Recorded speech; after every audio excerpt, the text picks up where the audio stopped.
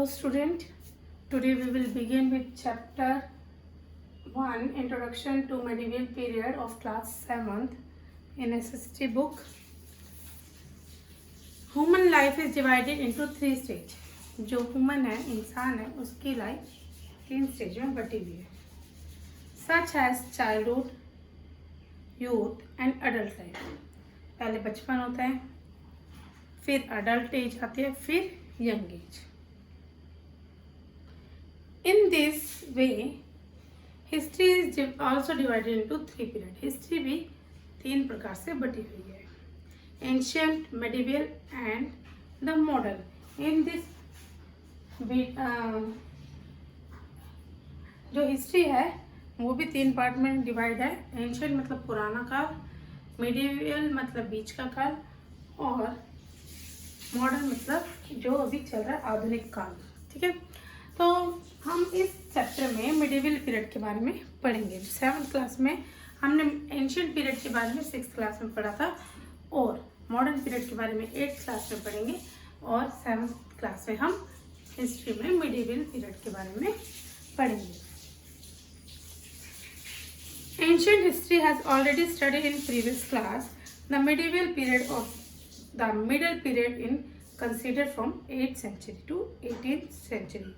जो middle period है वो 8th सेंचुरी से 18th सेंचुरी के बीच का समय होता है.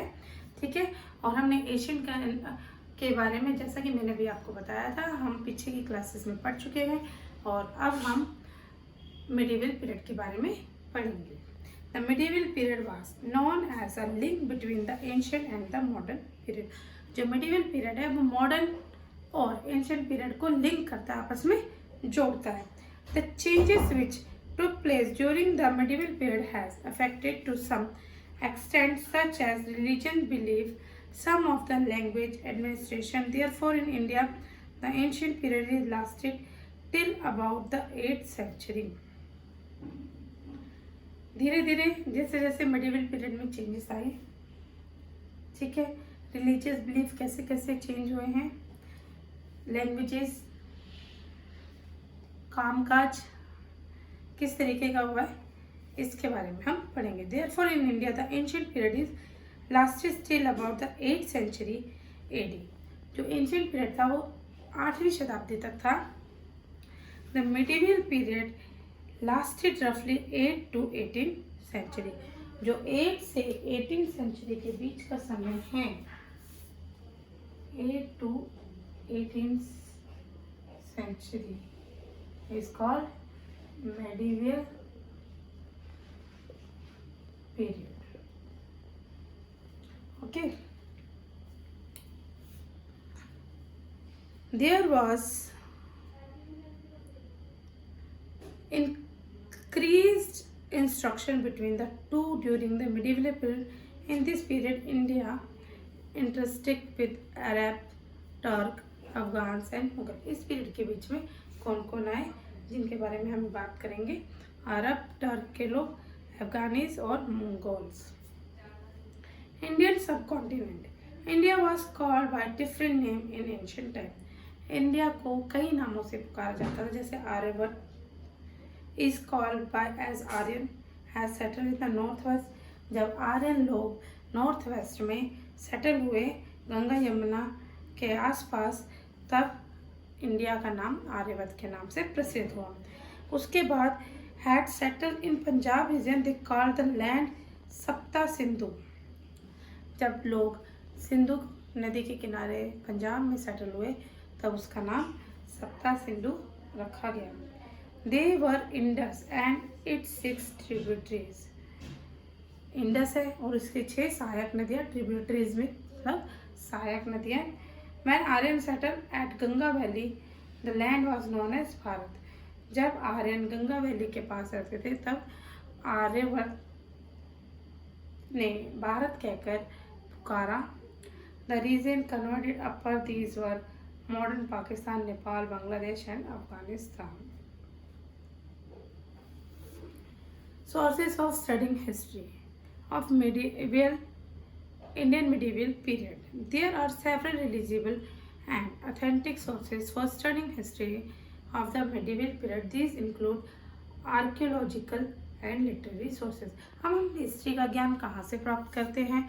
हिस्ट्री को प्राप्त करने के लिए दो स्रोत हैं, आर्कियोलॉजिकल और यानी कि पुरातत्वविद, और दूसरा लिटरेसी सोर्स यानी कि किताबें, और जो हमें आर्कियोलॉजी से सोर्सेस मिले हैं, जैसे कुछ उनके पुराने सिक्के, पुरानी हड्डियाँ, तो उनके अध्ययन से हमें पता चलेगा कि हम हिस्ट्री में हमारी 8 से 18 पीरियड के बीच में क्या क्या हुआ। आर्कियोलॉजी सोर्सेस क्या होते हैं? ठीक है, फर्स्टली आई टेल यू कि आर्कियोलॉजी सोर्सेस होते क्या हैं। कॉइन, इंस्क्रिप्शन, मॉन्यूमेंट्स, ये सब आर्कियोलॉजी सोर्सेज। जैसे कुतुब मीनार कब बना? 1211 में। ठीक है, तो जो कुतुब मीनार है कब किसने बनवाया? कुतुबुद्दीन ऐबक ने स्टार्ट कराया था। कंप्लीट किसने कराया? इल्तुतमिश ने कराया। तो ये सब हमें हिस्ट्री पढ़ने से पता चलता है, और हम वहाँ पे जाके मॉन्यूमेंट के पास जाके भी हम देख सकते हैं कि कितना पुराना है। पुराने सिक्कों से, कॉइन से और इंस्क्रिप्शन से भी हम material evidence extracted bye archaeologist और अदर साइंटिस्ट, और साइंटिस्ट के द्वारा निकाली गई खोज से भी हम पता लगा सकते हैं कि मेडिवल पीरियड में क्या क्या आता है। Like forts and religious structure constructed by the ruler are the most important archaeological source of medieval period। जो हमारे राजा हुए हैं, ठीक है, उन्होंने कुछ किले बनवाए, उन किलों का अध्ययन करके भी हम बता सकते हैं मेडिवल पीरियड के बारे में और ज्ञान प्राप्त कर सकते हैं। It is well known that every ruler of kingdom had its own coin। Her ruler ने अपने खुद के कॉइन जो है इशू करे थे, तो उसके द्वारा भी हम पता लगा सकते हैं कि हिस्ट्री कहाँ की है, मेडिवल पीरियड है या एंशिएंट पीरियड है। इंस्क्रिप्शन क्या होते हैं? इंस्क्रिप्शन मैं आपको बार बार भी बता रही हूँ, इंस्क्रिप्शन, मॉन्यूमेंट्स और कॉइन, इनके द्वारा यही हमारे स्रोत हैं कि हम जिनसे मेडिवल पीरियड के बारे में बता सकते हैं। तो सबसे पहले आता है इंस्क्रिप्शन। इंस्क्रिप्शन क्या होता है?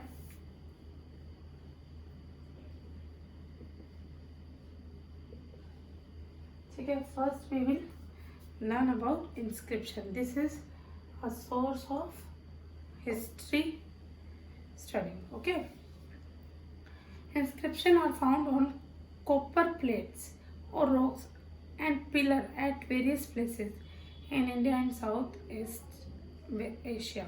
These inscriptions are in Sanskrit, Tamil and other region language। जो कई जगह आपने देखा होगा कि बड़े बड़े खंभे बने होते हैं, आयरन पिलर, ठीक है, सारनाथ में है, कुछ थॉम्ब है, कुछ रॉक है, तो उनसे पुराने पत्थर हो गए, हम उनके द्वारा हम बता सकते हैं कि वो कब बना, और क्योंकि उनके ऊपर डेट लिखी होती है। Monument, baked brick, stone and other hand material. Monuments क्या होते हैं? मैंने आपको जैसे बताया, हमारे मॉन्यूमेंट्स क्या हैं, जैसे ताजमहल हो गया, रेड फोर्ट, ठीक है, कुतुब मीनार वगैरह, ये सारे हमारे क्या मॉन्यूमेंट्स। तो हम मॉन्यूमेंट्स के बारे में पढ़कर भी हम पता लगा सकते हैं कि हिस्ट्री क्या थी मेडिवल पीरियड की। Temples, north and south India were built during this period. बहुत सारे टेम्पल का निर्माण हुआ था इस काल के बीच में, तो हम उन चीज़ों को पढ़कर भी हम पता लगा सकते हैं। ठीक है, element of in building architecture with construction of mosque and other structure। most of the building in this period survive till today। कुछ buildings ऐसी हैं जो अभी तक भी हैं, जैसे लाल किला हो गया, ताजमहल हो गया, ठीक है, though some have been either destroyed by invaders or ruined by natural climates like earthquake and floods। और कुछ buildings को गिरा दिया गया है, जब नए राजा आए उन्होंने गिरा दिया, और कुछ buildings अपने आप डिस्ट्रॉय हो गई अर्थक्वेक और फ्लड की वजह से, जो नेचुरल क्लैमिटीज होती हैं। जो इंस्क्रिप्शन है वो हमें पास्ट के बारे में भी ज़्यादा नॉलेज प्रोवाइड करते हैं। कॉइन्स, जितने भी ऑलमोस्ट लीडर्स हुए हैं, किंग हुए हैं, उन्होंने अपने अपने टाइम पे अपने अपने कॉइन्स निकाले थे। ठीक है, these coins contain one side portrait of king and other side short slogans. तो जो ये कॉइन हुआ करते थे, तो ये कॉइन किस चीज़ के होते थे? मेटल्स के होते थे। ठीक है, मेटल्स के बने होते थे। तो जो कॉइन होते थे, एक साइड तो जो भी उस टाइम पे राजा रहा होता था उसकी फोटो होती थी, और दूसरे साइड पे कुछ स्लोगन लिखा जाता था। तो उससे हमें पता चलता है कि ये कॉइन किस टाइम का है। और ये कॉइन गोल्ड, सिल्वर, कॉपर इन चीज़ों से बनाए जाते हैं। Coin provide us significant information regarding important dates. The coins are our most authentic source of studying history. और जो कॉइन है वो भी हमारे को हिस्ट्री को पढ़ने में मदद करते हैं। लिटरेसी सोर्स, लिटरेरी सोर्स हो गए जैसे हमारी किताबें हो गई, और पुराने न्यूज़पेपर, पुराने जो भी हमारे रखे हुए लिटरेसी सोर्स है। Most of the information about the early medieval period is derived from written found on palm leaves. जो पहले के टाइम में ना पेपर नहीं होता था, तो पेपर ना होने की वजह से लोग जो भी कुछ रिटर्न लिखते थे वो पाम लीफ का यूज़ करते थे उसको लिखने के लिए। ठीक है, बेच, बार्क या स्किन के ऊपर लिखा करते थे। All the language spoken today has come into being at various period of time on the medieval age. और जो मेडिवल एज में जिन जिन भाषाओं का उपयोग किया जाता था वही भाषाएं आज हम अपने दैनिक जीवन में उपयोग में ला रहे हैं। Many scholar came with Islamic ruler और visited India like Marco Polo. बहुत सारे स्कॉलर हुए हैं, ठीक है, और उन्होंने रूलर्स के बारे में पता करा है और जा जाकर फिर उनके बारे में किताबों को भी लिखा है, तो उनसे भी हम पता चला सकते हैं। ठीक है, हिस्टोरिकल ट्रेंड। अब last is a historical trend, the event that took place both outside and with in the boundaries of India. India has influenced these trends and events in medieval period. India has come in contact with outside world. जो India है वो धीरे धीरे outside world के contact में आने लगी। There were two main factor, दो मेन तरीके थे, दो चीज़ें थी। Trade was one of the important factor and another was coming of Arabs to India. पहला क्या था, लोग ट्रेड करने के माध्यम से हमारे देश में आते थे, और दूसरा क्या था, अरब और इंडिया के आपस में रिलेशनशिप। Rise of Islam. अब इस्लाम धर्म, अब हमने पढ़ा कि हमें हिस्ट्री के बारे में कहाँ कहाँ से पता चलता है। तो मेन चार चीज़ें, इंस्क्रिप्शन, मॉन्यूमेंट, कॉइन्स और हिस्टोरिकल ट्रेंड।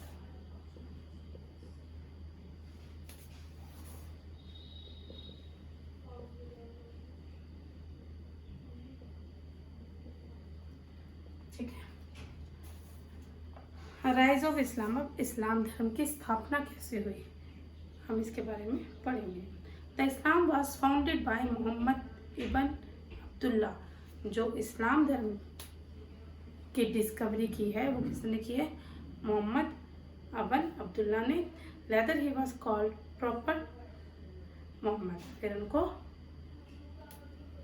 प्रॉफेट मोहम्मद के नाम से पुकारा गया। He was born in Quraishis tribe of Mecca in 570 AD।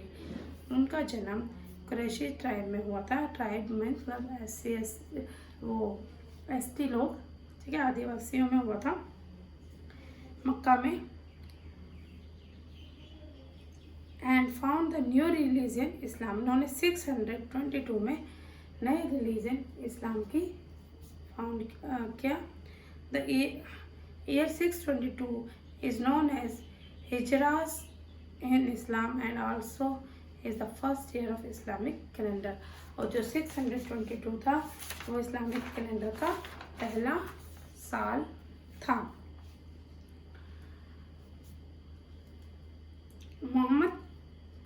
Prophet Muhammad, his successor known as Khilafs, they conquered Jordan, Palestine, Turkey, Lebanon, Syria, Iraq, Iran, Egypt and Sindh, Abbasid Empire was the most powerful empire of civilization.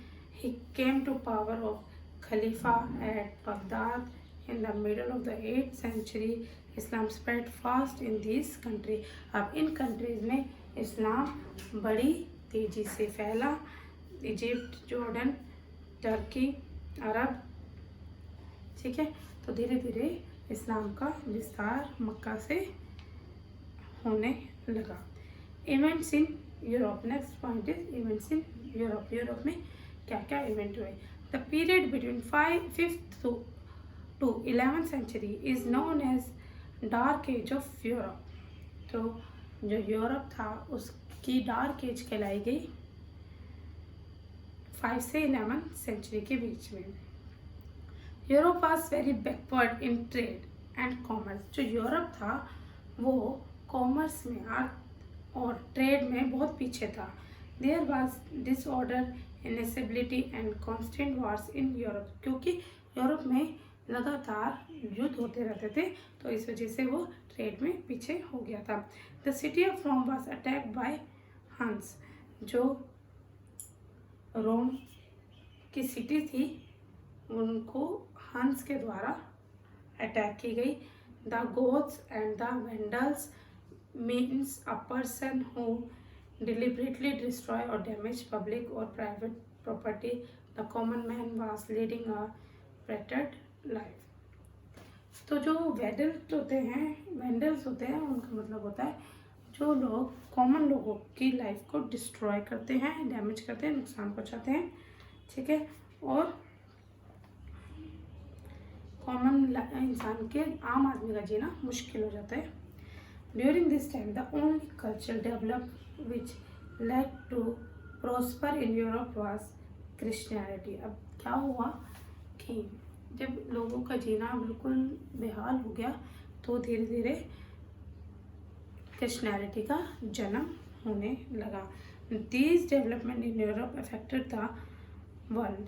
India was affected by trade and crusades of European country. अब धीरे धीरे जो European country है वो व्यापार के लिए India की तरफ आई. तो पहले हमने पढ़ा कि इस्लाम धर्म का उद्गम कहाँ से हुआ, ठीक है, और उसको लाने वाले कौन थे. फिर यूरोप से क्रिश्चियनिटी कैसे आई और उन्होंने ट्रेड कैसे शुरू किया. अब हम पढ़ने जा रहे हैं चाइना के बारे में.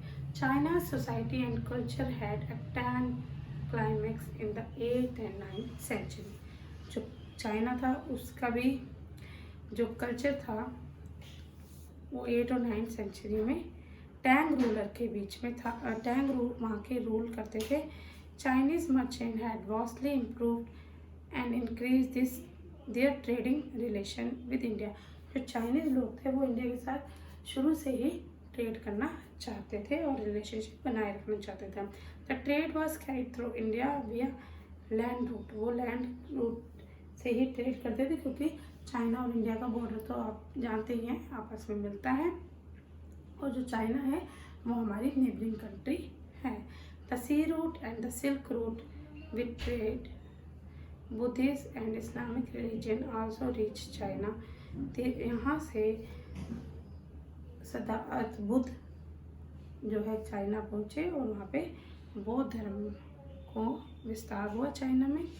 A new wealthy group of Chinese developed as a result of trade called Mandarins. They dominate the Chinese society even today. और जो ट्रेडर्स थे वो मैंड्रिन्स कहलाए और अभी भी उन्हीं का बोलबाला है, वही राज करते हैं चाइना पे. फिर मुग़ल एम्पायर, धीरे धीरे फिर मुग़ल एम्पायर भारत की तरफ बढ़ने लगी. In India most important event in India history is establishment of Mughal empire. सबसे ज़्यादा मेन चीज़ यही है कि इंडिया में मुग़ल्स का क्या रोल था, मुग़ल्स का राज कैसे बढ़ा, मुग़ल हमारी तरफ बढ़ने लगे. Mughals were hereditary of Mongols. Mongol से आए थे इसलिए उनको मुग़ल कहा गया. Mughal were the group of nomadic people who lived in the grassy plain of Mongolia. जो मुग़ल्स थे वो नोमैडिक पीपल थे. नोमैडिक पीपल होते जो घूम घूम के भोजन और शेल्टर के लिए घूमते रहते हैं, और जहाँ एक जगह चीज़ खत्म रहती तो वो दूसरी जगह चले जाते थे। तो मंगोलिया में रहते थे ये लोग, और मंगोलिया से फिर ये भारत की तरफ इन्होंने अपना रुख किया। Mughals were United under the leadership of Changez Khan. जो मुगल्स थे वो चंगेज़ खान जो था उनका लीडर था। Whose other name was Genghis Khan, और उसका दूसरा नाम गेंगिश खान भी था। Genghis Khan attack China in 1270। Genghis Khan ने 1217 में चाइना पे अटैक कर दिया। Most of the part of the northern China was under the control of Mongol, और अटैक करने के बाद वो जीत गए, और जो चाइना का पार्ट था काफ़ी हद तक मंगोल्स के हाथों लग गया। After the Genghis Khan was move to westward and swept over the whole of central Asia and he became the master of central India इन 1225। और धीरे धीरे उसने एशिया के कई देशों पर राज्य स्थापित करना शुरू कर दिया, और बीच में आके सेंटर में आके बैठ गया एशिया के, ठीक है। और चंगेज़ खान की मृत्यु 1227 में हो गई, यानी 1227। Under the religion of the grandson and Venetian merchant Marco Polo visited to China with his father and uncle Kublai Khan, who sent Marco Polo to many countries for a diplomatic mission including Persia and India। अब जो Venetian merchant था, व्यापारी था, उसका जो grandson था Marco Polo, ठीक है, वो अपने पिता के साथ और अंकल के साथ बहुत सारी कंट्रियों में घूमा फॉर ट्रेडिंग, और पर्सिया और इंडिया में भी वो आया। He was impressed by all that he saw and had left behind a remarkable account. The Mongol established their political authorities over a vast area, which provided them a prosperous trade। अब India की climate आप जानते ही हैं, गर्म climate है यहाँ पे। काफ़ी चीज़ें 6 के 6 सीज़न होने की वजह से काफ़ी चीज़ें ग्रो करती हैं, और जिस वजह से इंडिया ने इनको बहुत इम्प्रेस किया।